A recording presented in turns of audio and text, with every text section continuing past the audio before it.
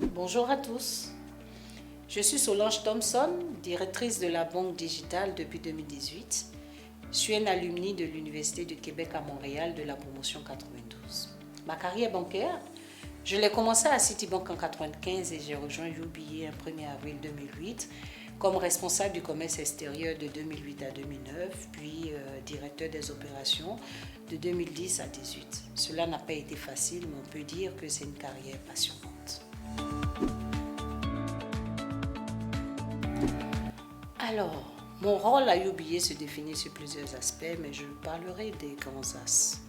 Développer, conduire la stratégie et promouvoir les produits digitaux tels que les cartes prépayées, notre application U-Mobile, notre chatbot Léo qui a une intelligence artificielle, les TPE et nos plateformes de paiement. Définir aussi des stratégies gagnantes pour créer un espace de marché pour tous nos produits dans le secteur des particuliers, des entreprises et des sociétés. Identifier aussi les opportunités de marché, les pôles potentiels et les besoins des clients afin de fournir de manière proactive des produits et services à valeur ajoutée qui répondent à leurs besoins. Et non des moins stimuler les ventes et la pénétration des produits, des canaux, des e-produits de détail au niveau des agences en collaboration avec les chefs d'agence, le mass market, mass affluent PME.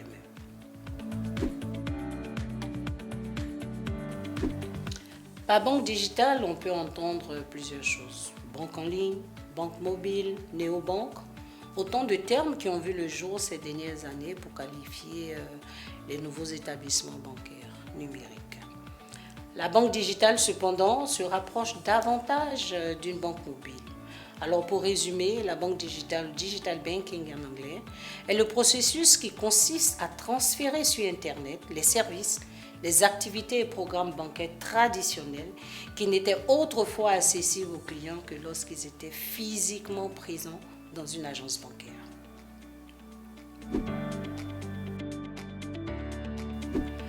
Si nous prenons la définition dans le Larousse, le leadership est un anglicisme qui désigne la position de leader.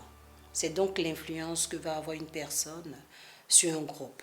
Comme exemple, sur le plan sportif, par exemple, comme je le dis, une équipe qui est en tête d'une compétition sportive, on dira alors le leader du championnat. Le leader est donc une personne qui, à l'intérieur d'un groupe, prend la plupart des initiatives, mène les autres membres du groupe et détient le commandement. En d'autres termes, le leader de la banque. Alors pour moi, le leadership se définit comme étant un charisme naturel permettant d'influencer et de fédérer autour de soi afin d'atteindre un objectif commun. Les challenges, j'en ai eu. Après 28 ans de carrière professionnelle, je ne veux en retenir qu'une seule.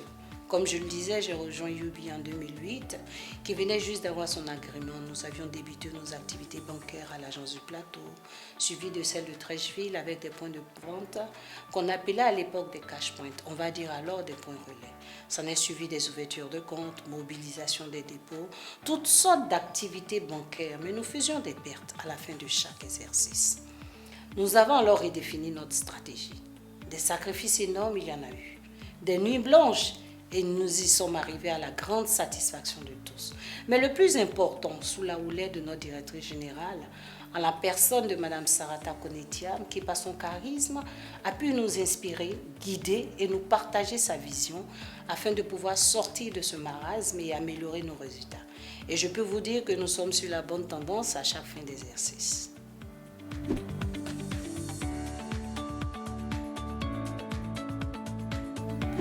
Cette question pourrait être reformulée de la manière suivante.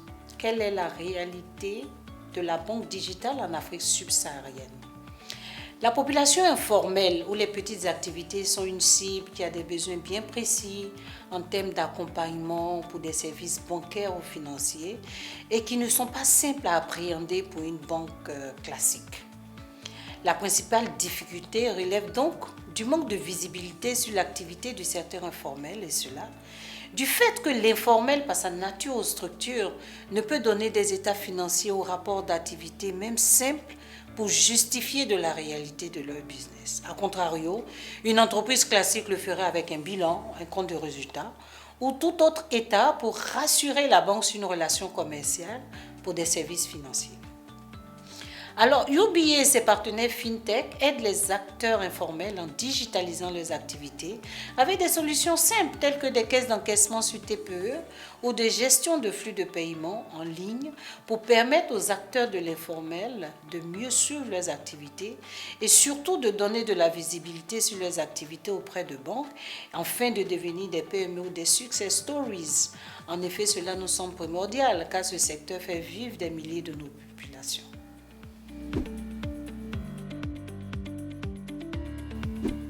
Alors pourquoi les opposer? Il est important dans un projet de digitalisation de bien définir un périmètre et un objectif. Donc de faire de l'audit préalable, même rapide, est une étape importante dans tout projet et encore plus lorsqu'il s'agit de digitaliser son entreprise ou une partie des activités de son entreprise. Aussi, la digitalisation entraîne beaucoup d'automatisation et moins d'intervention humaine. Les pistes et logs d'audit deviennent une part importante de la digitalisation. Vous voyez clairement que l'audit est le point commun des projets de digitalisation pour des entreprises différentes et de secteurs d'activité variés.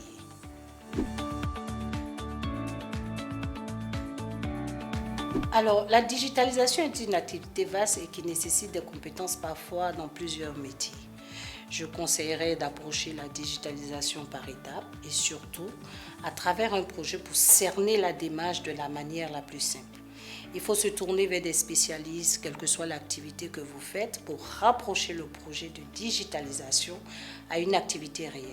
Une formation classique aussi peut vous conduire vers l'acquisition de compétences en matière de e-commerce, de gestion de flux de toute nature. Il existe aussi beaucoup de tutos sur le web. On peut s'y perdre et se décourager. Il faut trier et prendre ce qui fait sens par rapport à son besoin.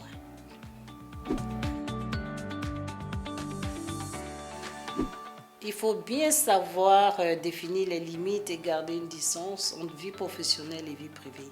J'essaie pour ma part de rentrer à une heure décente pour consacrer du temps à ma famille et à mes amis. J'ai pu réussir à faire la distinction entre ma vie professionnelle et ma vie familiale et profiter pleinement des moments avec ma famille et des amis ou alors m'adonner à des projets personnels. Ce n'est pas facile, je l'avoue. Mais pour y arriver, il faut un travail rigoureux et surtout ne jamais remettre au lendemain ce qu'on peut faire à l'instant T, de sorte à se donner du temps pour sa famille. En d'autres termes, il faut donner du temps au temps. Alors, pour le mot de fin, je tiens à remercier toutes les personnes qui m'ont félicité depuis le lancement de cette série sur la banque digitale. Remercier aussi toutes les personnes qui m'ont encouragé tout au long de ma carrière et qui m'ont permis de m'améliorer jusqu'à aujourd'hui. Remercier tous ceux qui s'intéressent à UBA et plus spécialement ceux qui veulent se lancer dans le numérique. UBA Leadership Series est une série qui a vu la participation des autres collègues sur d'autres thématiques qui devrait s'achever par celle de la directrice générale que je remercie ici pour son leadership. Je prie que vous ayez une carrière qui vous épanouisse et qui profite aussi à l'épanouissement de votre famille.